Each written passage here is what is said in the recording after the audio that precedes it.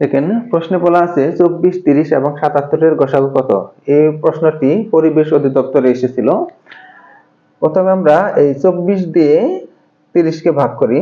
30 কে ভাগ এখানে 24 30 এ যায় একবার, তাহলে 24 একে 24, এখানে থাকে 6, 6 দিয়ে আবার এই 24 কে ভাগ করব, তাহলে 4 6 24, 4 6 24। আমরা এখানে দেখেন যে সর্বশেষ বাক্সের 0 হয়েছে, যে সংখ্যাটি দিয়ে ভাগ করব সেটি হলো কত 6। এখন এই 6 দিয়ে আবার করে 77 কে ভাগ করব। 6 দিয়ে যদি আমরা 77 কে ভাগ করি, তাহলে এখানে 6 12 72, এখানে থাকে কত 5, 5 দিয়ে আবার 6 কে ভাগ করব, এখানে 5 একে 5, তাহলে এখানে 1, 1 দিয়ে এখন 5 কে ভাগ করব, তাহলে 5 একে 5, তাহলে আমরা সর্বশেষ পেলাম কি 1। আমাদের উত্তর হবে এই ক।